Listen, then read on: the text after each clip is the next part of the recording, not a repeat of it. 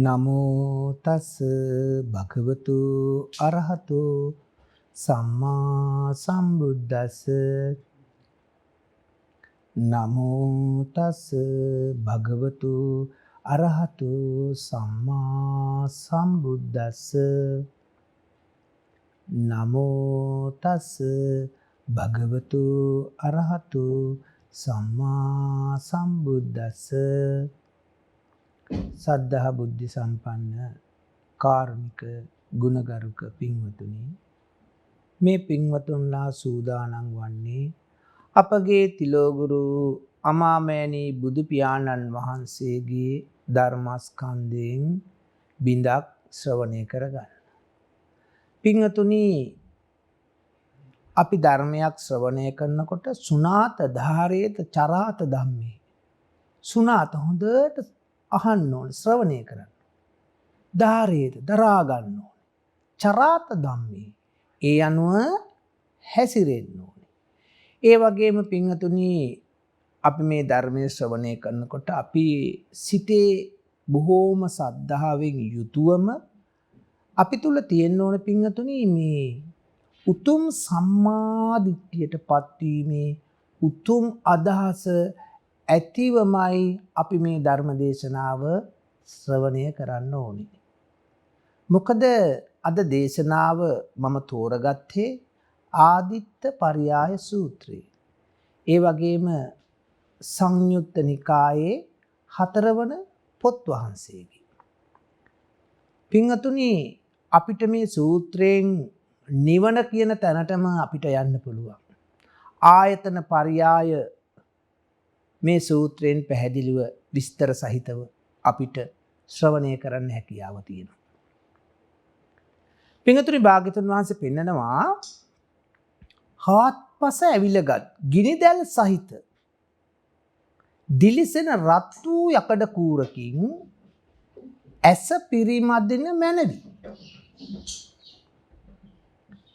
ඇසින් දත යුතු රූප අනුනිමිති වශයෙන් ගැනීම සුදුසු නැත කියලා. ඒ වගේම පින්වතුනි, නිමිති අනුනිමිති වශයෙන් බැඳුනා වූ කර්ම විඥානයේ බැඳුනොත්, එසමේ කලුරිය කරොත් එක්කෝ නිරේ උපදිනවා, එහෙමත් නැත්නම් තිරිසන් යෝනියේ මේ ගති දෙකෙන් එක ගතියකට පත් වෙනවා කියලා භාග්‍යතුන් වහන්සේ වදාරනවා. පින්වතුනි, ඒ වගේම භාග්‍යතුන් වහන්සේ මෙහෙමත් දේශනා කරනවා. හාත්පස ඇවිලගත් ගිනිදැල් සහිත දිලිසෙන රත් වූ යකඩ කූරකින් ඇස ගිනිගෙන තැබේවා. ඇස අනිත්‍යයි. රූපය අනිත්‍යයි. චක්කු විඥානය අනිත්‍යයි. ඇසේ ස්පර්ශය අනිත්‍යයි. ඇසේ ස්පර්ශයෙන් හටගන්නා සැප වේදනාව අනිත්‍යයි. දුක් වේදනාව අනිත්‍යයි. දුක් සැප රහිත උපේක්ෂා වේදනාවද අනිත්‍යයි. පින්වතුනි, අපි මේ සූත්‍රය ලෙහලා විස්තර සහිතව ආයතන පරියාය ආයතන ටික මේ සූත්‍රයේ පැහැදිලි කරනවා. එතකොට හොඳට ශ්‍රවණය කරන්න, තමන් ජීවිතයෙන් ගලප ගන්න. ජීවිතේ තමන්ගේ ජීවිතය ගැනයි මේ සූත්‍රයේ දේශනා කරන්නේ. කොහෙවත් තියෙන ධර්මයක් නෙවෙයි. තමන්ගේ ජීවිතය තමයි බුදුරජාණන් වහන්සේ මේ ලෝකයට පහළ වෙලා මේ ලෝක ස්වභාවය, ලෝක ධර්මතා තමයි මේ ලෝකේ තියෙන මේ ස්වභාවය තමයි උන්වහන්සේ දේශනා කරන්නේ. අපි බලමු පින්වතුනි, ඇස කියන තැන. කොහොමද මේ ඇස? අපිට නම් මෙන්න මේ ඇස් දෙකක් තියෙනවා. ඇස් පේනවා, ඇස් දෙකක් තියෙනවා. අපි කවුරුත් විද්‍යාව, යම් කිසි කෙනෙක් වෛද්‍ය විද්‍යාව ඉගෙන ගන්නවා නම් මෙන්න මේ ඇස බෝලේ මේමයි කියලා වෛද්‍ය විද්‍යාවෙන් ඇසේ කොටස් අණු කොටස් වශයෙන් පෙන්නනවා. මේ අපිට පේන ඇස මස් ඇහැ. හැබැයි භාග්‍යතුන් වහන්සේ දේශනා කරන්නේ ඊට වඩා ගැඹුරෙන් මේ ඇස ගැන. මේ ඇසේ යථා ස්වභාවය අපි බලමු. ලක්ෂණ, විනිවිද භාවය නුවණින් අපි විමසා බලමු පින්වතුනි. පින්වතුනි මේ ඇස කියන්නේ මේ බිත්තරයක් වගේ තියෙන කළු ඉංගිරියාවක් මැදින් තියෙන දේට එහා ගිය දෙයක්. ඒක මස් ඇහැ. ඒකට ආය කට්ටෙන් යන්නොත් අපිට කාය විඥාණයට දැනේ. අපි ඇස කියලා කණ්ණාඩියකට ගිහිල්ලා බැලුවොත් ඇස දිහා ඇසේ රොඩක් ගියාම කණ්ණාඩියෙන් අපි බලනවනේ ඇස දිහා. ඒක ඇස නම් ඒ පෙනෙන ඇස මොකද්ද? දැන් අපි බලනකොට ඒ පෙනෙන ඇස මොකද්ද? අන්නේ පෙනෙන ගතියට තමයි ඇස කියන්නේ. අපි බලමු මේ පෙනෙන ගතිය කොහොමද සකස් වෙන්නේ? ඇස සකස් වෙන්නේ පින්වතුනි මේ මොහොතේ. දැන් බලමු ඇසේ ස්වභාවය. දැන් අපි ඉදිරියට රූපයක් තියෙනවා. සිත තියෙනවා. අපි ඇස් දෙක වහගත්තොත් අපිට රූප දකින්න පුළුවන්ද? බැහැ. එතකොට ඇහැ නෑ එතන. හරි. ඇස තියෙනවා. සිතක් තියෙනවා. හැබැයි ඇස් ඉදිරි පිටට රූපයක් එන්නේ නෑ. එතකොට ඇස හටගන්නේ නෑ. ඇසක් තියෙනවා පින්වතුනි. රූපක් තියෙනවා. සිත නැත්තම් දැන් මලමිණියකට වගේ. මලමිණියකට රූප දැනගන්න පුළුවන්ද? බැහැ. ඇසත් රූපයත් හිතත් එකතු වෙච්ච තැන තමයි ඒ මොහොතේ තමයි මෙන්න මේ ඇස උපදින්නේ. එතකොට මේ ඇස උපදිනවා කියන්නේ හේතු ප්‍රත්‍යය. හේතුවක් නිසා. මෙන්න මේ ඇසත් රූපයත් ඇසේ සිතත් එහෙමත් නැත්නම් චක්කු විඥානයත් නිසා තුන් දෙනාගේ එකතුව තින්නං සංගති පස්සු මේ තුන් දෙනාගේ එකතුව ස්පර්ශය. මෙන්න මේ ස්පර්ශය හටගත්ත තැන තමයි ඇස ඉපදීම. අපිට ඒක විපාක මට්ටමක්. ඒකෙන් කොහොමද සකස් වෙන විපාකය? ඔන්න ඇසේ ආරම්භය වේදනාවක් අට ගන්නවා. ඒ වගේම සංඥාවක් අට ගන්නවා. අපි රූපයක් දැක්කහම ඒ ආරම්භය ඇසත් රූපයත් සිතත් නිසා ඇසේ ස්පර්ශ ප්‍රත්‍යයෙන් ඔන්න සිතක ලක්ෂණයක් අටගත්තා වේදනාව. සිතක ලක්ෂණයක් මේක. සිතක ස්වභාවයක්. සංඥාවක්. ඒ වගේම රැස් කළ දුන ඒ වේදනා සංඥා දෙක සංස්කාරවලින් ඒ රූපයත් මෙන්න මේ නාම ධර්මات නිසා දැනගත්තා. නාම රූප ප්‍රත්‍ය විඥාන. හැබැයි මේක විපාකයි. බලන්න. දැන් අපි මේ මොහොතේ තියෙන මේ පෙනෙන ස්වභාවයේදී ඊළඟ මොහොතේ තියෙන මේ දැනුමද? අපි එක දිගට තප්පර ගානක් ඇස්පිල්ලක් හොඳට ඇහැ වැහෙන විදිහට ගැහුවොත් බලන්න වේගයෙන් ගහගෙන ගියොත් අපිට මේ මොහොතේ බලන්න මේ මොහොතේ ඇස්පිල්ලම තියෙන වැඩිච්ච තැනද ඊළඟ ඇස්පිල්ලමේ ඇහැ මේ රූපේද ඊළඟට. එතකොට අලුතෙන්මයි කොහොමද එහෙම වෙන්නේ? ඇයි වේදනාව ඇසට හටගන්න මේ නාම ධර්ම වල හේතුන් ප්‍රත්‍යය ඇසත් රූපයත් හිතත් නිසා මේ තුනේ එකතුවෙන් ස්පර්ශයෙන් හටගන්න වේදනාව මෙහි මොහොතේ තියෙන එකද ඊළඟ මොහොතේ. මෙහි මොහොතේ තියෙන සංඥාවද ඊළඟ මොහොතේ. මේ මොහොතේ තියලා රැස් කිරීමද ඊළඟ ඇස්පිල්ලම් ගහනකොට රැස් කරන්නේ. ඊළඟ ඇස්පිල්ලම් ගහනකොට රැස් වෙන්නේ මේ දැනුමද? අලුතෙන්ම හේතුවක්. අලුතෙන්ම ඵලයක්. හැබැයි අපිට එක දිගට තියෙන පෙනුමක් එක දිගට තියෙන ඇසක් හිතින් ගෙනල්ලා දෙනවා. මේ හේතු ධර්මතා ටික සකස් වෙලා නිරුද්ධ වෙච්ච තැනක හිත පැත්තෙන් ඒ නිරුද්ධ වෙච්ච දේ නිරුද්ධයි කියලා අපි නුවණ නැති නිසා හිතින් ගෙනල්ලා දෙනවා දුක සැප උපේක්ෂා වශයෙන් කර්ම රැස් කරනවා. මොකද මෙහෙම කර්ම රැස් කරොත් වෙන්නේ? අම්මා වෙන්න පුළුවන් හිතලත්, දරුවෙක් වෙන්න පුළුවන්, දීපල වස්තු වෙන්න පුළුවන්, මිල මුදල් වෙන්න පුළුවන්. මෙහෙම කර්ම රැස් කරාම එක්කෝ එසමේ ඒ මොහොතේ මරණයටපත් වුණොත් ඒ වෙලාවේ පින්වතුනි එක්කෝ නිරේ එහෙමත් නැත්තම් තිරිසන් යෝනියක මේ ගති දෙකෙන් එකකට ගතියකටපත් වෙනවා. ඇයි? තණ්හාවෙන් ඇසුරු කරා. උපාදානෙ බැඳී ගියා. ඒ මැරෙන මොහොතේ ඒ සිත තුළ යම්කිසි බැඳීමක් යම්කිසි ඇලීමක් තිබුණා නම් ඒ අනුව හේතු සකස් වෙනවා. හැබැයි මේ විපාකයේ හැටියට දන්නේ අපි කර්ම රැස් වෙනවා. මේ මොහොතේ මේ දැනගන්න ගතියත් එක්කම මේක ඇස්පිල්ලමක් ගහලා ඊළඟ ඇස්පිල්ලම වදිනවත් එක්කම අලුතෙන්ම වේදනාවක් සංඥාවක් සංස්කාර විඥාන කියන ධර්මතා ටික උපදින්නේ. ඊළඟ ඇස්පිල්ලමේ අලුතෙන්මයි. දැනගන්න ගතියත් එක්ක මේ රූපේ ඒ ඇස රූපය ඒ වගේම ඇසට චක්කු විඥානය කියන තුන් දෙනාගේ එකතුවෙන් සකස් වෙන්නේ. ඒක විපාකයි. මේ දැනගන්න ගතිය විපාකයි. මේ හිතේ ලක්ෂණ ටික විපාකයි. ඒ හේතු ධර්මතා ටික ඒ හේතු ධර්මතා ඇතිවීමෙන් ඇති වෙනවා ස්පර්ශ නිරෝධයෙන් නිරුද්ධ වෙනවා.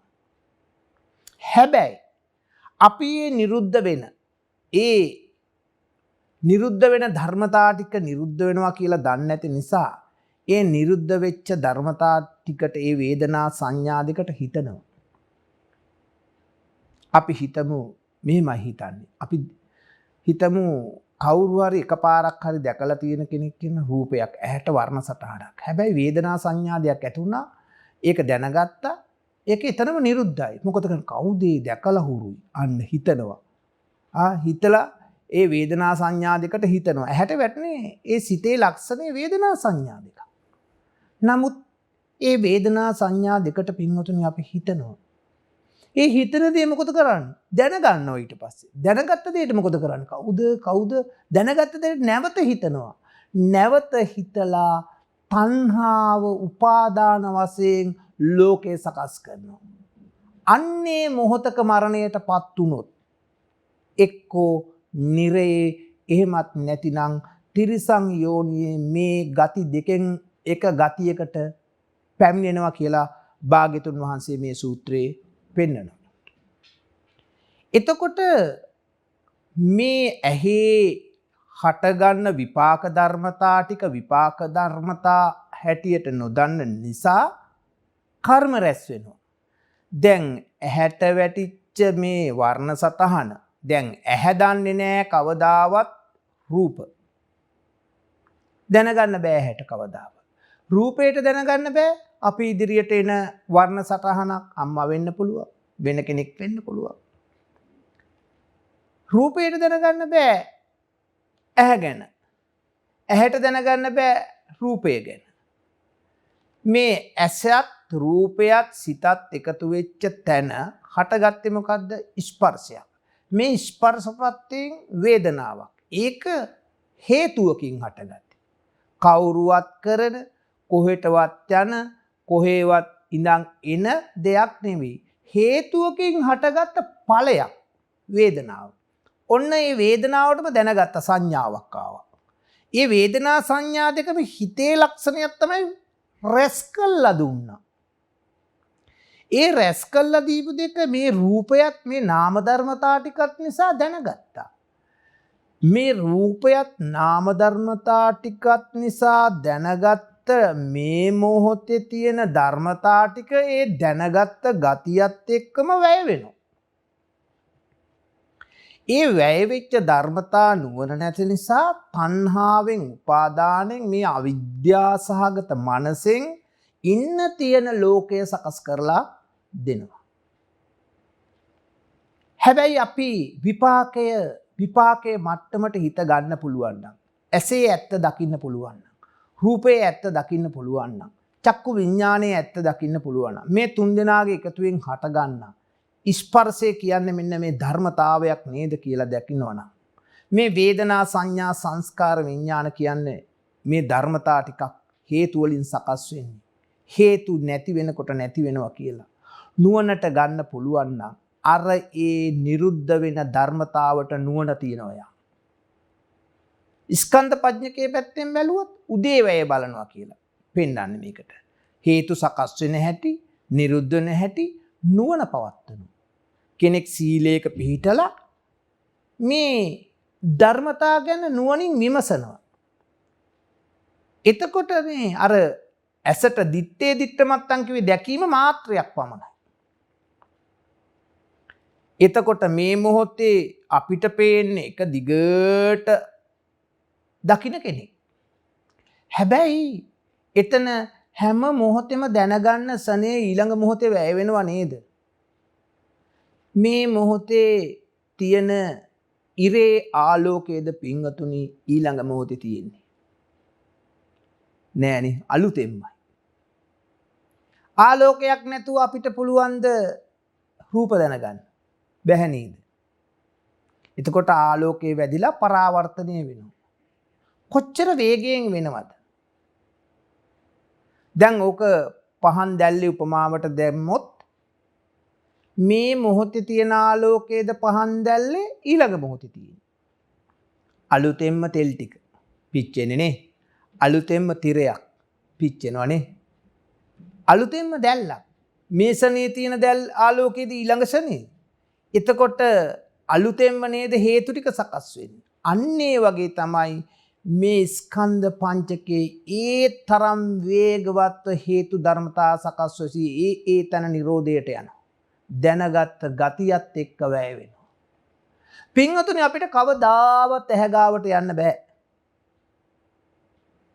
අපිට වේදනාව ගාවට යන්න බෑ. සංඥාව සංස්කාර විඥාන කියන මෙන්න මේ ධර්මතා දැනගන්න ගතියත් එක්කම වැය වෙන නිසා ඒ කිසිදු තැනක නුවණක් පවත්වන්න විතරයි අපිට හැකියාව තියෙන්නේ. ඒ තන නිරෝධයක්. ඒ නිරෝධයේ නුවණ නැති නිසා අපි මොකද කරන්නේ? මේ ආයතනවල ඇත්ත දන්නේ නැති නිසා කර්ම රැස් කරනවා. පුංචි කාලේ හිටපු අම්මා අපිට එදා ඉඳන් තියෙන දේවල් අපි තියෙන ලෝකයකට ආවා. ඒ ලෝකෙ ජීවත් වෙනවා. ලෝකෙ තිබිද්දි අපි මැරෙලා යනවා. බලන්න. කොච්චර අවිද්‍යාව සහගත මනසක්ද? කොච්චර රැවටිලාද? මේ මොහොතේ නේද ඇහැ ඉපදුනේ? ඇහැ කියලා පණවන්න පුළුවන්ද? පණවන්න පිහිටා ඉන්න ඇහැට භූමියක් තියෙනවද? හැබැයි අපේ හිත විසින් ගෙනල්ලා දෙනවා මේ මවලා දෙනවා එක දිගට පෙනෙන රූපයක්. සිත නැත්තම් පුළුවන් ද රූප දැනගන්න පින්වතුනි? සිත නැත්තම් අපිට රූප දැනගන්න බෑ. මේ සිතේ ධර්මතා ටික මොනවද? මේ මොහොතේ තියෙන ධර්මතා ටිකද ඊළඟ මොහොතේ තියෙන්නේ? අලුතෙන්ම හේතුවක්, අලුතෙන්ම ඵලයක්. ඒ තරම් නිර්මල ධර්මයක් මේ භාග්‍යතුන් වහන්සේ දේශනා කරන්නේ. යම් කිසි කෙනෙකුට මේ ඇස පිරිසිදු දකින්න පුළුවන් නම් එයාට මේ සසරෙන් එතර වෙන්න පුළුවන්. මේ උතුම් චතුරාර්ය සත්‍ය ධර්මය අවබෝධ කරගන්න පුළුවන්. මේ මොහොතේ තියෙන ධර්මතා නෙමෙයි ඊළඟ මොහොතේ ඒක නිරුද්ධයි. ඒ නිරුද්ධ වෙච්ච දේ නුවණ පවත්වනවා නම් එයා තණ්හාව ඇති වෙන්නේ නැහැ. උපාදානය යන්නේ. එයා නැවත ඒ දැක්ක දේ දැක්ක මාත්‍රයක් එයාගේ ජීවිතේ ඒ දේවල් කරගන්නවා. නමුත් නිමිති අනුනිමිති වශයෙන් එයා බැඳී යන්නේ නැහැ. ඒව නැවත සිහි කර නැවත රැස් කරගන්නේ. ඒ ධර්මතා එතනම හේතු සකස් වුණා, හේතු නිරෝධයෙන් නිරුද්ධ වුණා කියලා එයාට නුවණ ඇති වෙනවා. ඒ වගේම භාග්‍යතුන් වහන්සේ හාත්පස ඇවිලගත් ගිනිදැල් සහිත දිලිසෙන රත් වූ උලකින් කන පිරිමදින ලැබේවා. ඔන්න පිරිමැදුණු මැනවි.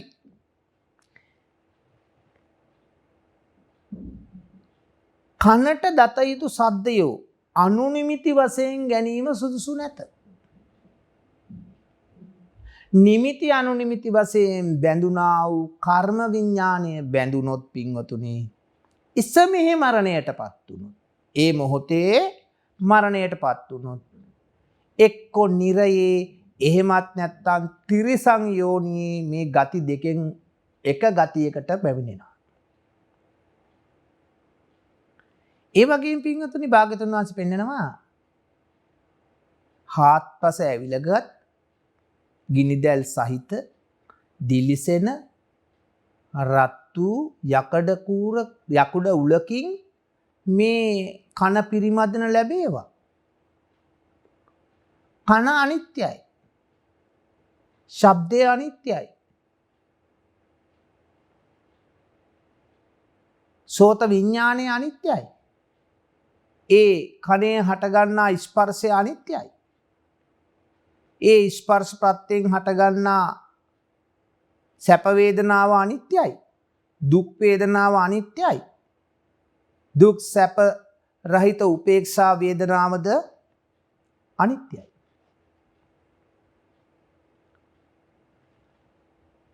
එතකොට පින්වත්නි අපි කන කියන්නේ මොකද්ද? අපිට මේ දෙපැත්තෙන් කන් දෙකක් තියෙනවා කෑලි ටිකක් අහු වෙනවා. මේක කැපුවොත්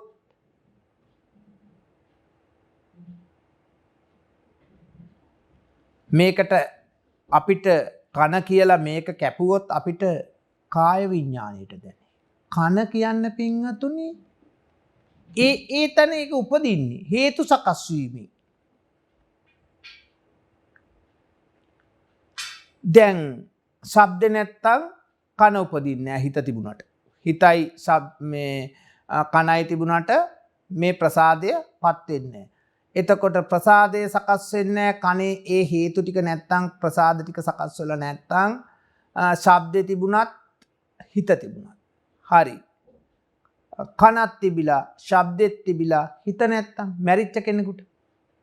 ඒකේ කන කියනවා නම් මොකද? ඒකට කන කියන්නේ නැහැ ධාතු ස්වභාවයක්. දැන් මැරිච්ච කෙනෙක් මාස 2-3ක් ගියාට පස්සේ පොළොවට පස් වෙනවනේ. අවුරුද්දක් දෙකක් ගියාම. එතකොට පොළොවට පස් වුණාම එතන කන තියෙනවද? ඒතර පස් ටිකටනේ අපි කන කියන්නේ. එතකොට ඒතර ධාතු ස්වභාවය. කන කියන්නේ විපාක මට්ටමේ ධර්මතාවය. මේ ඇස, කන, නාසය, දිව, කය, මනස කියන ආයතන ටික සකස් වෙලා තියෙන්නේ පෙර කර්ම නිසා. පෙර අවිද්‍යා කර්ම තණ්හා නිසා මේ හේතු ටික සකස් වුණා. මේ හේතුවක ඵලයක්. මේ ආයතන ටික කියන්නේ කෙනෙක් පුද්ගලයෙක් කියලානේ අපි හිතාගෙන ඉන්නේ. නමුත් මෙතන කෙනෙක් පුද්ගලයෙක් නෙවෙයි. හේතු වලින් සකස් වෙච්ච ධර්මතා ටික. එතකොට මැරිච්ච කෙනාට හිත නැත්තම් දැනගන්න පුළුවන්ද? එතකොට මේ තුන් දෙනාගේ එකතුව නිසා තමයි කන ඉපදෙන්නේ. ස්පර්ශපත්යෙන් ඔන්න වේදනාව සංඥාව හටගත්තා. සංස්කාර විඥාන ඔන්න ධර්මතා ටික හටගත්තා. අපි බලමු කන ගැන පොඩ්ඩක් තව. දැන් අපි හිතමු දැන් මම මේ කතා කරනවනේ මේ පින්වතුන්ලට මේ ධර්මයේ දේශනා කරනවා. දැන් බලමු මේ ධර්මයේ දේශනා කරන මොහොත ජීවිතයෙන් ගලපලා කන ගැන අපි උදාහරණ ගමු.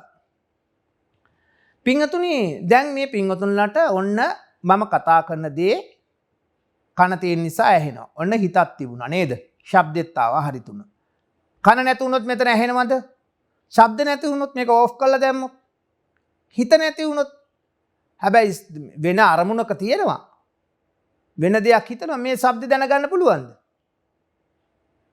මේ තුන් දෙනාගේ එකතුවෙන් හටගන්නා ස්පර්ශපත්යෙන් තමයි මේ හේතු ටික සකස් වෙන්නේ.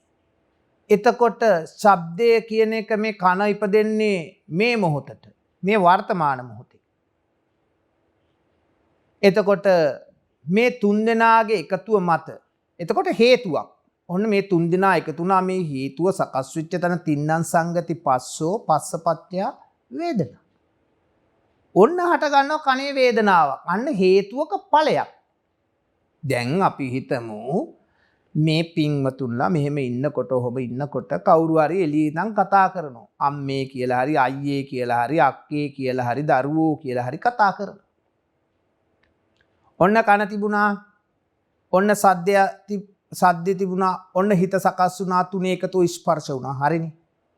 දැන් මේ වෙච්ච ඒ වේදනා සංඥා සංස්කාර ඒ දැන ගැනීමද දැන් අම්මේ කිව්වනම් එතන හොඳට බලන්න මේ මොහොතේ තියෙන දැන ගැනීමද ඊළඟ මොහොතේ කවුරු හරි කතා කරනවා නම් හිතන්න. ඒක නිරුද්ධයි නේද? අම්මේ කියලා එකපාරක් කතා කරා. දෙපාරක් කතා කරා. නැත්තම් කවුද ගෙදර කියලා කතා කරා. එකපාරක් දෙපාරක්. එහෙම නැත්නම් තට්ටු කරා දොරට එකපාරක්. බෙල් එක නැත්තම් ගැහුවා. එකපාරක් ගැහුවා. දෙපාරක් ගැහුවා. තුන් පාරක් ගැහුවා. හරි. දැන් මේ මොහොතේ තියෙන්නේ ඒ දැන ගැනීමද ඊළඟ මොහොතට. ඒ ටික නිරුද්ධයි නේද? එළියෙන් කෙනෙක් කතා කරනවා නම් ඔයාලා මොකද කරන්නේ? අර හේතු ධර්මතා ටික නිරුද්ධයි. ඔන්න කන ඉපදුනා. කන ඉපදුනේ කොහොමද? නිකන් නෙමෙයි ශබ්දේ සකස් වුණා. සද්දයත් කනත් හිතත් නිසා තුන්දෙනාගේ එකතුව නිසා ඔන්න ස්පර්ශපත්යෙන් ඔන්න වේදනාවක් හටගත්ත කනේ සංඥාව සංස්කාර විඥාන. මේ හිතක තියෙන ලක්ෂණ ටිකක් මේ හිතේ ස්වභාවයක් මේ ටික සකස් වුණා. එතරම් නිරුද්ධයි. ඒ දැනගන්න ඒ ශබ්දේ ඒ කතා කරන මේ අකුරක් නෑර මේ ඇහෙන ධර්මතා ටිකේ ඒ තන නිරුද්ධයි. එළියෙන් කතා කරපු කෙනාටත් එහෙමමයි. ඒ නිරුද්ධ වෙච්ච ධර්මතා ටිකට මොකද කරන්නේ? ඒ වේදනා සංඥා දෙකට හිතන කවුද කතා කරේ? ඒ වේදනා සංඥා දෙක මුලින් දැනගන්නවා. දැනගෙන ඒ දෙකට හිතනවා. හිතන දේ මොකද වෙන්නේ? නැවත දැනගන්නවා. කවුද කතා කරේ? හුරු කටහඬක් අල්ලපු ගෙදර අයියද? අපි එහෙම වෙන්නේ නැත්. බලන්න සාමාන්‍යයෙන් අපි එහෙම බලමුකෝ. වෙන්නේ නැති. පුතේ ගිහින් බලන්න අර මේ අල්ලපු ගෙදර අයියද වගේ. ඒ වේදනා නිරුද්ධ වෙලා නේද ඒ කතා කරපු ධර්මතාවට. ඒ බෙල් එක ගැහුවනම් කවුද දන්නේ බෙල් එක ගැහුවේ? පුතේ ගිහින් බලන්න. එතකොට බෙල් එක කියලා ඒ කන ඉපදුනේ ශබ්දයත් කනත් හිතත් මේ තුනේ එකතුව මත ඉපදිච්ච මේ ධර්මතා ටික ඒ හටගත්ත වේදනාව ඒ සංඥාව සංස්කාර ඒ තැනම නිරුද්ධ වුණා නේද? ඒ කවුද කියලා බලන්න කියනකොට ඒ ඔක්කොම ධර්මතා ටික නිරුද්ධයි. ඒ නිරුද්ධ වෙච්ච දෙයට හිතනවා හිතන දේ දැනගන්නවයි වේදනා සංඥා දෙකට හිතන්නේ. ඒ වේදනා සංඥා දෙකට හිතනවා හිතන දේ දැනගන්නවා දැනගත්ත දෙයට හිතලා අනේ පුතේ බලන්න කවුද ඉන්නේ කියලා. බලන්න කොච්චර වේගවත් මේ සිත ගමන් කරනවද කියලා. මේ හේතු සකස් වෙනවද කියලා. එතකොට ඒ ශබ්දයේ ලස්සන සින්දුවක් කියමු අපි. ලස්සන සින්දුවක් අදාක සැප සහගතයි කියලා. සින්දුව. හැබැයි ඇසීම මාත්‍රයක් විතරයි නේද? ඒක නුවණ නෑ නේද? ඒකේ හිතින් ගෙනල්ලා දෙනවා ලස්සන සින්දුවක් කියලා. අන්න සින්දුවකුත් හදලා දෙන හිත පැත්තෙන් අවිද්‍යාව. ඒ හේතු ධර්මතා ටික ඒ ශබ්දය ශබ්ද මාත්‍රයක් විතරයි. ඒ දැනගත්ත ටික දැනගත්ත ගතියත් එක්කම වැය වුණා. හැබැයි හිතේ පුරුදු කරපු සින්දුවක් වෙන්න පුළුවන් අලුතෙන් හදපු එකක් වෙන්න පුළුවන් ආශ්‍රව සහිත ගත්ත එකක් වෙන්න පුළුවන්. අන්න ඒ ශබ්දේ අරඹය සැප එහෙම නැත්තම් දුක එහෙම නැත්තම් උපේක්ෂා වශයෙන් බැඳී යනවා නිමිති අනුනිමිති වශයෙන්. එහෙම බැඳී ගියොත් මොකද වෙන්නේ? එක්ක නිරේ. එහෙම නැත්තම් තිරිසං යෝනියේ මේ ගති දෙකෙන් එක ගතියකට පැමිණෙන්න පුළුවන්. පිංගතුනේ දැන් මේ කන ඉපදුනේ මේ මොහොතේ නම් ඒ ධර්මතා ටික ඒ තැනම නිරුද්ධයි විපාකයි. ඒ නිරුද්ධ වෙච්ච ධර්මතා ටිකට කවුද පුතේ එළියෙන් කතා කරේ කියලා බලන්න කියනකොට අපේ හිතේ නිරුද්ධ වෙච්ච ධර්මතා ටික නැවත ඒ වේදනා සංඥා දෙක උපද්දවලා අපි කතා කරලා කියනවා එළිය කෙනා කවුද කියලා බලන්න. බෙල් එක ගැහුවේ කවුද කියලා බලන්න. හැබැයි කෙනෙකුට මේ ධර්මතා ටික කන ඉපදිච්ච එක මේ ආයතන ඉපදිච්ච තැනම මේ ධර්මතා ටික නුවණින් දකිනවා නම් එයාට කෙලෙස් හිටින්නේ ආශ්‍රව හිටින්නේ තණ්හාව රැඳෙන්නේ තණ්හාව පතිත වෙන්න තැනක් නැහැ තණ්හාව පිහිටන්න භූමියක් නැහැ. ඇයි? මේ රූපයෙන් තොරව තමන් ඉන්නවා. වේදනාවෙන් තොරව, සංඥාවෙන් තොරව, සංස්කාරයෙන් තොරව, විඥාණයෙන් තොරව මේ ධර්මතා ටික ඒ තැනම නිරුද්ධ වුණා නම් ඒ ධර්මතා එකකටවත් පවතින තැනක් නැත්තම් පවතින භූමියක් නැත්තම්, පවතින ස්ථානයක් නැත්තම්, රැඳෙන්න විදිහක් නැත්තම් තමන් කියන තැන කොතනද? ඒ දැනගන්න ගතියත් එක්ම වැය වෙච්ච ධර්මතා ටික හිතින් ගෙනල්ලා දෙනවා, සැප දුක උපේක්ෂා වශයෙන් ලෝකේ සකස් කරනවා. අන්න එතනට වැටෙන කෙනා මොකද වෙන්නේ? සසරට වැටෙනවා. එතකොට මේ කන ගැන අපි මේ විදිහට කතා කළා. ඊළඟට බලමු අපි බුදුරජාණන් වහන්සේ පෙන්නනවා හාත්පස ඇවිලගත් ගිනිදැල් සහිත දිලිසෙන රත්තු නියනකින් නාසය ගලවා දමනු මැනවි. නාසයට දත යුතු ගන්ධයන් අනුනිමිති වශයෙන් ගැනීම සුදුසු නැත. ඇයි එහෙම කියන්නේ? නාසය ගලවා දැම්මොත් කමක් නෑ, අනුනිමිති වශයෙන් ගන්න එපා නාසයට එන ගන්ධයන්. ඇයි? අපිට නාසය එහෙම ගැලවුවොත් මොකද වෙන්නේ? එක්ක මරණාසන්න දුකක්, එක්ක මරණයටපත් වෙන්න පුළුවන් ඒ හේතුවයි. මේ ආත්මේ විතරයි. හැබැයි නිමිති අනුනිමිති වශයෙන් බැඳුනා වූ කර්ම විඥාණය බැඳුනොත්, ඒකට සැප වශයෙන් හෝ දුක වශයෙන් හෝ ආශ්‍රව සහිත තණ්හා උපාදාන බැඳුනොත් මොකද වෙන්නේ? එක්ක නිරයේ එක්ක තිරිසන් යෝනියේ මේ ගති දෙකෙන් එකකට ගතියකට පැමිණෙනවා. ඒක නිසා පින්වතුනි, ඇයි මේ ඇත්ත නුවණින් විමසනවා.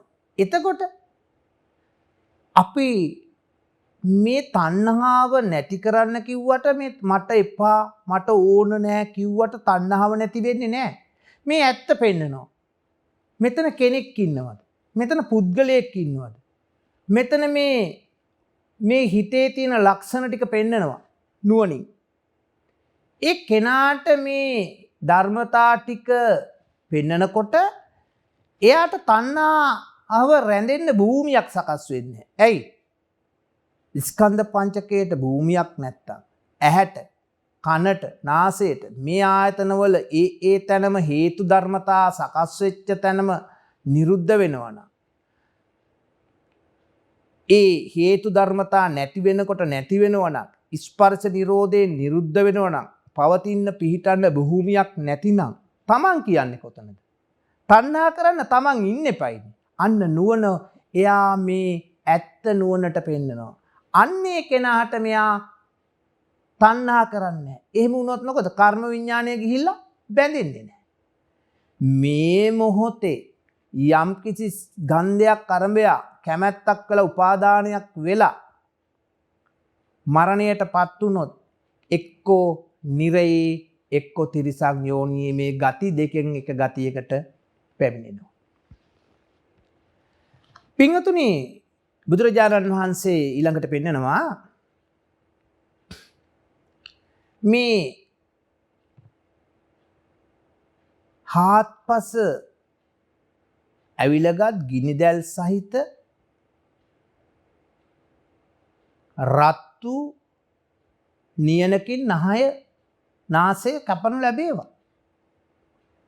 මේ නාසය අනිත්‍යයි, ගන්ධය අනිත්‍යයි, ගහන විඥාණය අනිත්‍යයි, ගාන සම්පස්සය, නාසයේ උපන්න ස්පර්ශය අනිත්‍යයි. ඒ ස්පර්ශය ප්‍රත්‍යයෙන් හටගන්නා වූ සැප වේදනාව අනිත්‍යයි. ඒ ස්පර්ශ ප්‍රත්‍යයෙන් හටගන්නා වූ දුක් වේදනාව අනිත්‍යයි. ඒ ස්පර්ශ ප්‍රත්‍යයෙන් හටගන්නා වූ උපේක්ෂා වේදනාව අනිත්‍යයි. මෙන්න මේ දුක, සැප, උපේක්ෂා කියන වේදනා මේ තුන අනිත්‍යයි කියලා දකිනවා. ඒ වගේම මේ හාත්පස ඇවිලගත් ගිනිදැල් සහිත දිලිසෙන රත්තු දැලිපිහියකින් දිව කපන ලැබේවා. දිව කපනු මැනවි. දිවට දත යුතු රසයන් අනුනිමිති වශයෙන් ගැනීම සුදුසු නැත. දිව කැපුවොත් මොකද වෙන්නේ? අපිට එක්කෝ මරණයටපත් වෙන්න පුළුවන්, එහෙම නැත්නම් මරණාසන්න දුකකට පත් වෙන්න පුළුවන්. හැබැයි පින්වතුනි අපි මේ එන රසයන් පිළිබඳව නිමිති අනුනිමිති වශයෙන් බැඳුනොත් කර්ම විඥානය සකස් වුනොත් ඒ මොහොතේ මැරෙන මොහොතකට ඒ මොහොතේ කර්ම විඥානය සකස් වුනොත් ඒ අනුව නිරේ හෝ තිරිසං යෝනියේ ගති දෙකෙන් එක ගතියකට පැමිණෙනවා. නිරේ ඉපදුනාම දිව කපලා මරණයට පත් වුනොත් මේ ආත්මේ පමණයි. නිරේ ඉපදුනොත් ඒක කමක් නෑ කියන්නේ ඒකයි. නිරේ ඉපදුනොත් කොච්චර දුකක්ද? මේ සත්වයාගේ දුක මෙපමණයි කියලා කෙලවරක් දක්වන්න බැරි තරම් දුකකටපත් වෙනවා. තිරිසන් සත්තු බලන්න යෝනියක ඉපදුනොත් සතෙකුට සතෙක් අද කාලේ ආහාරයකටපත් වෙලා නිතරම බයෙන් ජීවත් වෙන්නේ. කොච්චර දුකකටපත් වෙනවද කියලා බලන්න. තිරිසන් ලෝකේ අපිට අද ඇහැට දකින්න පුළුවන්. මේ දිවේ ඇත්ත ස්වභාවය අපි බලන්න ඕනේ. මේ දිව කියන එක මේ මොහොතේ ඉපදින්නේ. රසය නැත්තම් දිව උපදින්නේ නැහැ. සිත නැත්තම් දිව උපදින්නේ නැහැ. හරි රසයක් තියෙනවා දිවක් තියෙනවා. ඒ කෙනාට හිත නැත්තම් අපි සාමාන්‍යයෙන් මෙහෙම හිතමු. ඔන්න දැන් බත් කනවා. කනකොට කේන්තියක් ඇවිල්ලා දැන්. ඔන්න කනවා රසයක් ඔයගලන්ට තේරෙනවද කේන්තියත් එක්ක? ඇයි? සිත එතනට ඒ අනුව ක්‍රියා කළා නැහැ. ඒ අනුව දැනගැනීමක් සිද්ධ වෙලා නැහැ.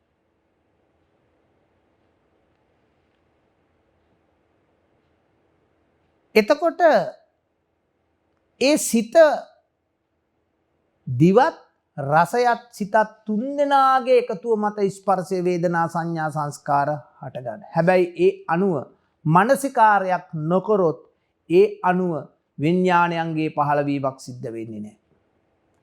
ඒ මනසට නම් මේ මොහොතේ ඒ ආහාර ගන්න වෙලාවේ මනසත් අරමුණුත් මානසිකාරය සිද්ධ වෙච්ච නිසා ඒ අනුව ඒ දුක හෝ සැප හෝ උපේක්ෂා ඒ අනුව හේතු සකස් වෙලා ඒ අනුව යා උප්පත්තිය තිරිසං යෝනියක හෝ නිරේ උප්පත්තිය ලබන්න පුළුවන්.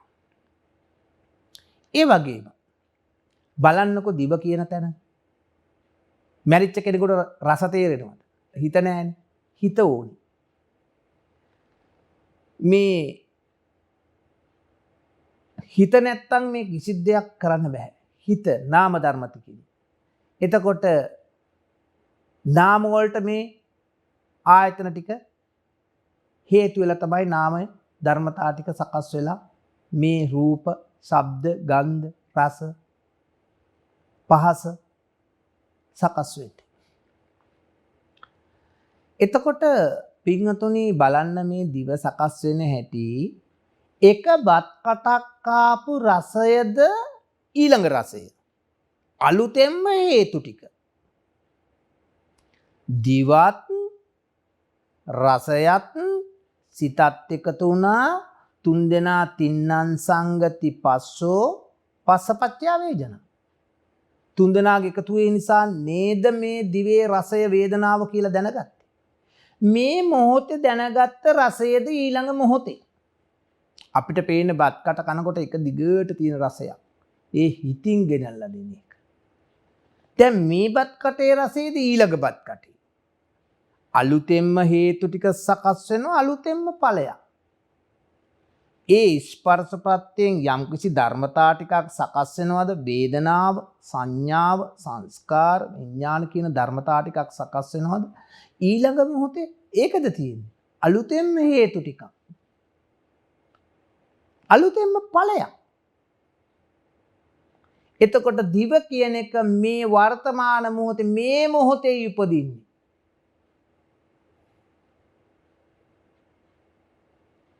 ඒ වගේම භාග්‍යතුන් වහන්සේ පෙන්නනවා හාත්පස ඇවිලගත් ගිනිදැල් සහිත දිලිසෙන රත් වූ සැතකින් මේ කාය ඉන්ද්‍රිය කපනු ලැබේවා. කපනු මැනවි.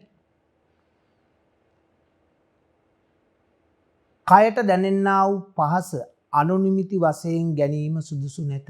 ඇයි? මේක සැතකින් කැපුවොත් මේ කාය ඉන්ද්‍රිය එක්ක මරණාසන්න දුකක් වෙයි. එහෙම නැත්නම් මරණයටපත් වෙයි. එහෙමනේ මේ ආත්මෙ විතරයි.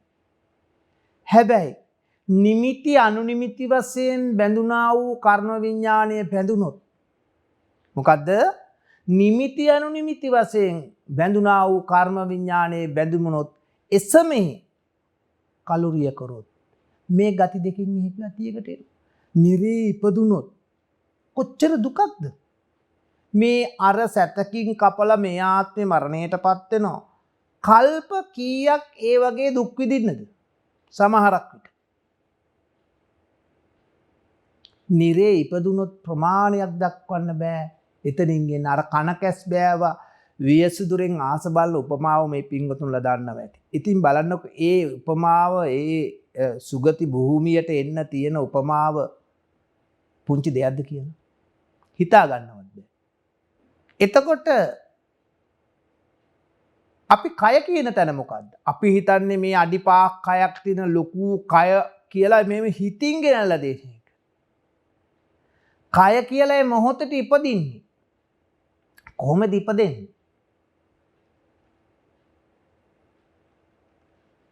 කයත් පහසත් සිතත් නිසා පොට්ටබ්බේ ගැටීම නිසා ඒ තුන් දෙනාගේ එකතුව මත ස්පර්ශයපත් වෙනවා. අපි හිතමු කකුලක වේදනාවක් කකුලක්ම ගෙනවිත් දෙන්නේ මොකද? හිතින් ගෙනවිත් දෙන්නේ. චූටි කට්ටක් කැඩෙන මයි කකුල වේදනයි. ඒ හිතින් ගෙනවිත් දෙන්නේ. ඒ ස්පර්ශ වෙන ස්පර්ශයේ යම් ප්‍රත්‍යයෙන්ද සකස් වෙන්නේ ස්පර්ශ ප්‍රත්‍යයෙන් ඒ ධර්මතා ටික සකස් වෙනවා. ඒ ධර්මතා ටික එතනම ඒ තැනම නිරුද්ධයි. ඒ වේදනාව, ඒ සංඥාව, ඒ සංස්කාරය රැස් කළා දීපු ගතිය, ඒ දැන ගැනීමද ඊළඟ වේදනාව එක දිගට තියෙන වේදනාවක්ද? මේ මොහොතේ දැනගන්න එකද ඊළඟ මොහොතේ දැනගන්නේ? දැනගන්නවා කියන්නේ හිතක ලක්ෂණයක් නේද? හිත නේද? ඒ වේදනාව ඊළඟ, ඒ සංඥාවද, ඒ වේදනා සංඥා දෙක රැස් කළා දෙන ගතියද ඊළඟ මොහොතේ? ඒක විපාකයි නේද? හේතු වලින් නේද සකස් වුනේ? හේතු නැති වෙනකොට නැති වෙනව නේද? හැබැයි විපාකයක් හැටියට දන්නේ නැතුව මොකද? එක දිගට තියෙන ඔළුව කැක්කුවා. එක දිගට තියෙන කකුල වේදනාවක්. එහෙම නේද? හැබැයි මෙතනට නුවණ ගන්න පුළුවන් වුණොත් එයා රූපයට තණ්හා කරයිද? එයා බැඳී යයිද? ඇයි? කය උපදින්නේ මේ මොහොතේ. පොට්ටබ්බයත් එක්කමයි. මේ සිතත් එක්කමයි. මේ පහස සකස් වෙන්නේ. යම් කිසි පහසක් සකස් වුණා නම් මේ මොහොතේ තියෙන ධර්මතාව ටික නෙමෙයි ඊළඟ මොහොතේ. සැප වේදනාවත් අනිත්‍යයි. දුක් වේදනාවත් අනිත්‍යයි. දුක් සැප රහිත උපේක්ෂා වේදනාවත් අනිත්‍යයි. අපි හොඳ පහසු පිටනේ බණ අහනකොට කොහේ හරි ගියාම ඉඳගන්නේ. කයට නේද? කයත් පහසත් මේ හිතත් නිසා මේ තුනේ එකතු ස්පර්ශ ප්‍රත්‍යයෙන් හටගන්න මේ කයට පොට්ටබ්බේ වුණාම ගැටෙන තැනත් එක්ක අපි හොඳ පහසක් එක්ක සැපයක් එක්ක විඳින්න ස්පර්ශය හොඳ ස්පර්ශයක් විඳින්න හදන්න. හැබැයි මේ මොහොතේ තියෙන ස්පර්ශය නෙමෙයි ඊළඟ මොහොතේ. ඉඳගෙන ටිකක් කල යනකොට ඔන්න අමාරුයි. ඇයි? ඒක අර අපි සැපයි කියලා ගත්තට අනිත්‍යයි කියන්නේ භාග්‍යතුන් වහන්සේ කියන්නේ දුකත් අනිත්‍යයි, සැපත් අනිත්‍යයි, උපේක්ෂාත් අනිත්‍යයි. මේක වෙනස් වෙනවා. ටිකක් වෙල ඉන්නකොට අමාරුයි. හිටගත්තොත් දුක පටන් ගත්තා. ටිකක් වෙල ඉන්නකොට අමාරු වෙනවා. හැබැයි අපි මේ කයට දැනෙන ධර්මතා යම් කිසි ධර්මතා ටිකකින් කය සකස් වුණාද මේ මොහොතේ සකස් වෙන්නේ. හිත නැත්තම් කය සකස් වෙන්නේ නැහැ. දැන් මැරිච්ච කෙනෙක්ගේ කයක් කියලා පෙන්වන්න බෑ. ධාතු ස්වභාවයක්. ඒ රූපේ ධාතු ස්වභාවයක්. ඒ ධාතු වලට ඒ ධාතු එකතු වෙනවා. ඒක ස්ත්‍රියෙක් පුරුෂයෙක් එහෙම පනවන්න බෑ. හැබැයි ඒ හේතු සකස් වුණා. ස්ත්‍රී ඉන්ද්‍රිය පුරුෂ ඉන්ද්‍රිය වගේ හේතු සකස් වෙලා ඒ ධාතු ස්වභාවය ඒ ආකාරයට සකස්. හැබැයි මරණයට පස්සේ ධාතු ස්වභාවය. ඒවා ඒ ධාතුන්ට එකතු වෙනවා. මාසයක් දෙකක් කනත්තක දාලා තිබුණොත් ඒ වැగిරෙන ඒවා වැగిරෙන ඒවට එකතු වෙනවා. පස් වලට ඝන දේවල් පස් වලට එකතු වෙනවා. ඒ වගේම උෂ්ණ සිසිල ಜಾති ඒවට එකතු වෙනවා. හමායන දේවල් හමායන ඒවට එකතු වෙනවා. එතකොට මේ හේතු ටිකකින් හටගත්ත දෙයක අපි මොකද කරන්නේ? හේතු ධර්මතා ඒ තන නිරුද්ධ වෙනවා. සැප හොයනවා ලෝකේ මේ කයට සැප දුක උපේක්ෂා හොයනවා. හැබැයි මේ තණ්හාවෙන් මේ ඇත්ත නුවණින් විමසන කෙනාට ඒ මොහොතේ දැනගන්න ගතියත් එක්ක මේ පහස මේ පහස එහෙම නැත්නම් මේ සැප මේ දුක මේවා වෙනස් වෙනවා කියලා නුවණ ගන්න පුළුවන්. යද නිත්තං තං දුක්ඛ මේ ලෝකේ තියෙන වෙනස් වෙන ස්වභාවයෙන් යුක්තයි. වෙනස් වෙන එක පින්වතුනි වෙනස් වෙනවාම ඒක නිට්ටය කරන්න බෑ. අපි මොකද? නිට්ටය සංඥාවෙන් ගන්නවා. මම මගේ ආත්මය කියලා මේ රූපේ. එහෙම ගත්ත කෙනා ඒ අරමය ඒ සිතුවිල්ල මත මරණයටපත් වුණොත් එක්ක නිරේ එහෙම නැත්නම් තිරිසන් යෝනී මේ ගති දෙකෙන් එක් ගතියකට පැමිණෙනවා. මම දේශනා කරනවා නෙමෙයි මේ ආදිත්ත පරියාය සූත්‍රයේ භාග්‍යතුන් වහන්සේ තමයි මේ දේශනා කරන්නේ. පින්තුනි භාග්‍යතුන් වහන්සේ ඊළඟට පෙන්නනවා නින්දට බැසගෙන තිබේවා මැනවි. නින්දට බැස ගැනීම වඳභාවයයි කියලා උන්වහන්සේ දේශනා කරනවා. නින්දට බැස ගැනීම මුලාභාවයයි කියලා දේශනා කරනවා. යම් කිසි විතර්කයක් තුල සංඝයා බිදෙව්වොත් ඒ කෙනා ඒක හොඳ නැති දෙයක්. එහෙම නැත්නම් ඒ දෙයට භාග්‍යතුන් වහන්සේ පෙන්නනවා සුදුසු නෑ කියලා. මොකද ඒ තරම් අකුසලයක් එතන වෙන්න පුළුවන්. පින්තුනි මේ සිත ගැන බලනකොට අපි මේ සිත ගැන කතා කරනකොට මට මතක් වුණා මේ මා හත්ති පදෝපම සූත්‍රය. මේක හරි ලස්සනට පෙන්නනවා. මේ හත්ති පදෝපම සූත්‍රය. මනසත් අරමුණුත් මානසිකාරයක් නිසා. මොකද්ද? මනස. දැන් මෙතන පෙන්නනවා මෙන්න මෙතන මෙහෙමත් පෙන්නනවා සිත අනිත්‍යයි, සිතුවිලි අනිත්‍යයි. ඒ වගේම මනෝ විඥානය අනිත්‍යයි, මනෝ සම්පස්සේ අනිත්‍යයි, මනෝ සම්පස්සේ නිසා හටගන්නා සැප වේදනාව අනිත්‍යයි, දුක් වේදනාව අනිත්‍යයි, දුක් සැප රහිත උපේක්ෂා වේදනාවද අනිත්‍යයි කියලා. එතකොට මේ අර මං කියපු හත්ති පදෝපම සූත්‍රයේ පෙන්නනවා සිත බිඳිලා නැත්තම්, ඒ කියන්නේ මරණයටපත් වෙලා නැත්තම් අරමුණු තියෙනවා නම් සිත ඉදිරියට අරමුණු තියෙනවා නම් ඒ වගේම ඒ අනුව මානසිකාරයක් කෙරෙන්නේ නැතිනම් ඒ අනුව විඥානයන්ගේ පහළවීමක් නම් සිද්ධ වෙන්නේ නැහැ කියලා මේ සූත්‍රයේ පෙන්නනවා. ඒ වගේම ඔන්න සිත තියෙනවා අරමුණු වෙන්නේ මනසිකාරය කරන්නේ. ඒ අනුව විඥානයන්ගේ පහළවීමක් නම් සිද්ධ වෙන්නේ නැහැ කියලා භාග්‍යතුන් වහන්සේ පෙන්නනවා. මනසත් අරමුණු මනසිකාරය කළොත් ඒ අනුව යම් රූපයක් වේද. දැන් අපි හිතට සිතුවිල්ලක් ආවොත් ඒ සිතුවිල්ලේ රූපස්කන්ධයක් සිතේ චිත්තද රූපයක් නැවෙනවා නේද? දරුවා මතක් කරන්න. මනසත් අරමුණුත් මානසිකාර. සහෝදරයෙක් මතක් කරන්න. ගුරුවරයා මතක් කරන්න. මනසත් අරමුණුත් මානස තුන් දෙනා එකතු වෙන්නේ නේද? හටගත්ත මොකක්ද? චිත්තද රූපයක් උපන්නේ නැද්ද? සිතින් රූපයක්. එතන මොකද්ද තව සකස් වෙන්නේ? ඒ රූපේ මොකක්ද යන්නේ? ඒ රූපයට බැඳී ගියොත් තණ්හා ගියොත් ඒ මොහොතේ එසමේ මරණයටපත් වුනොත් එක්කෝ තණ්හාවෙන් මරණයටපත් වුනොත් එක්කෝ අපි නිරයේ එහෙමත් නැත්නම් තිරිසන් යෝනියේ මේ ගති දෙකකින් ඒක ගතියකට පැමිණෙනවා. හැබැයි ඔන්න බලන්න මේ සූත්‍රයේ පෙන්නනවා මනසත් අරමුණුත් මානසිකාරයක් නිසා යම් කිසි රූපයක් උපදීද. උපදිනවනේ දැන් හිතන්නකෝ බලන්න ගුරුවරයා ගැන හැමෝටම පුළුවන් ගුරුවරයෙක් ඉන්නවනේ. හිතුවා අන්න හිතෙන් රූපයක් වුණා. ඒකට ඇලුම් කරා. තණ්හා කරා. උපාදාන කරා. තමන්ගේ අම්මා වෙන්න පුළුවන්. සහෝදරයෙක් වෙන්න පුළුවන්. වස්තුවක් දීපලක් වෙන්න පුළුවන්. ඔන්න හිතින් උපැද්දුවා. භාග්‍යතුන් වහන්සේ පෙන්නනවා යම් කිසි රූපයක් වේද මනසත් අරමුණුත් මානසිකාරයත් නිසා යම් රූපයක් වේද ඒක රූප උපාදානස්කන්ධයට යනවා. ඇයි? බැඳී යන උපාදානස්කන්ධය. නැවත ලෝකේ හේතු සකස් වෙනවා. තණ්හා උපාදාන නිසා හේතු සකස් වෙනවා. යම් වේදනාවක් වේද එතන නැද්ද ඒ සිතීම තුල මනසත් අරමුණුත් මානසිකාරය තුල නැද්ද වේදනාවක්. යම් වේදනාවක් වේද වේදනාස්කන්ධයට යනවා.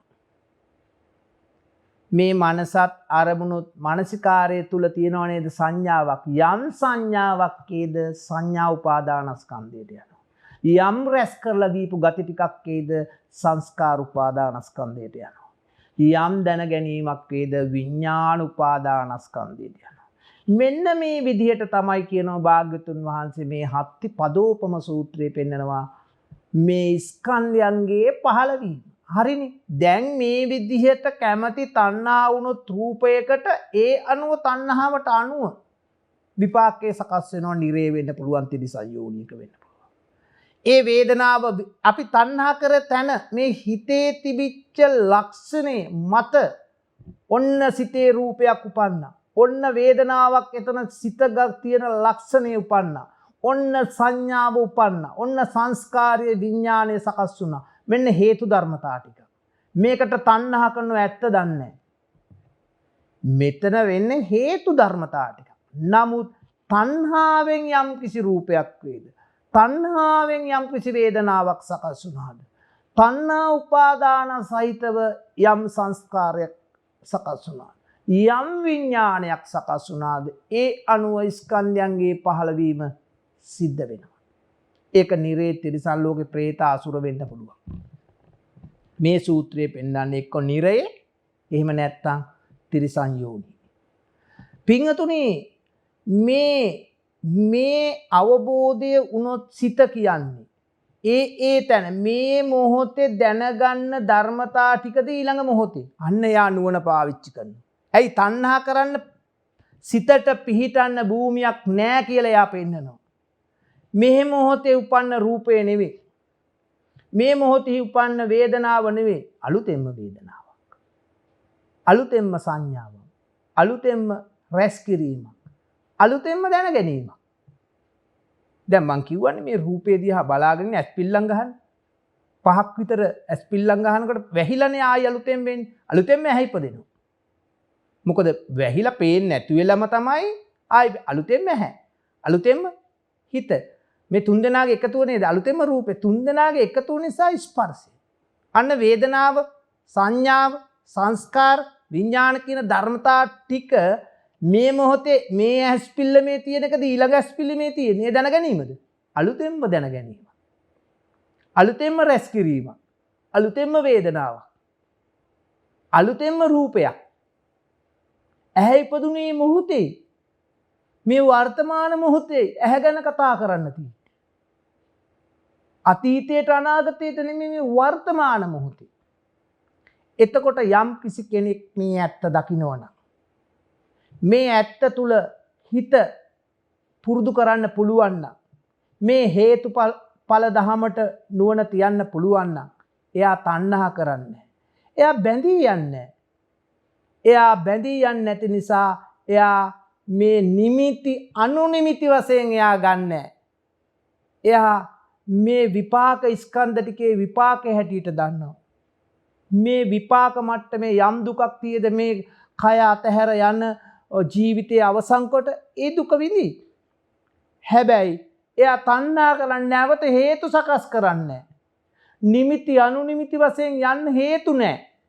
ඇයි කොයි මොහොතේ තියෙන රූපයකට, කොයි මොහොතේ තියෙන වේදනාවකට, කොයි මොහොතේ තියෙන සංඥාවකටද, කොයි මොහොතේ තියෙන සංස්කාරයකට, කොයි මොහොතේ තියෙන විඥානයකට.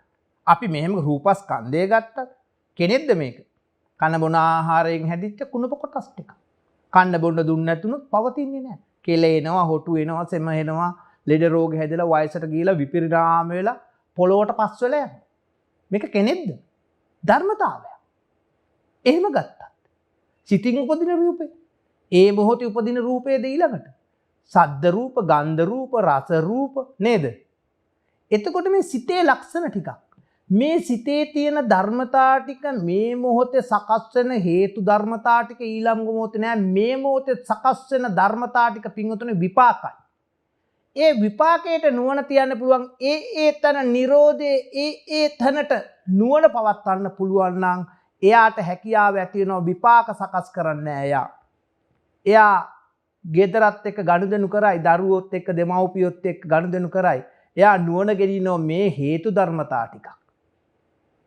එයා තමන්ගේ ගෙදර වැඩ කරයි, රස්සාව කරයි. හැකි අවස්ථාවක සීලයක පිහිටලා මේ නුවණ පවත්වාගෙන යනවා. පින්වතුනි මේ ආර්ය අෂ්ටාංග මාර්ගයේ වැඩෙනවා නම් මෙන්න මේ උදේවැය, මෙන්න මේ ධර්මතා ටික, මෙන්න මේ හේතු ධර්මතා ටික නුවණින් විමසන්න ඕනේ. නැත්තම් අවුරුදු ලක්ෂයක් සිල්වත් වෙලා හිටියත් වැඩක් නෑ. මේක නුවණින් විමසන්න පුළුවන් නම් එයාට සම්මා දිට්ඨියටපත් වෙන්න විදිහක් නෑ. ඇයි? හේතුඵල ධම නුවණ දියුණු වෙන්නේ නෑ. මේ නුවණකින් සම්මා දිට්ඨිය කියන්නේ නුවණක්. මේ නුවණ විමසලා මේ නුවණයි දැනගන්න ඕන. අන්න එයා තණ්හා කරන්නේ, එයා කර්ම රැස් වෙන්නේ, එයාට නිරේ හෝ තිරිසන් යෝනියේ ගති දෙකෙන් එක ගතියකටවත් වෙන්නේ. එයා මේ සසරෙන් එතර වෙන්න එයාට හැකියාව ඇති වෙනවා.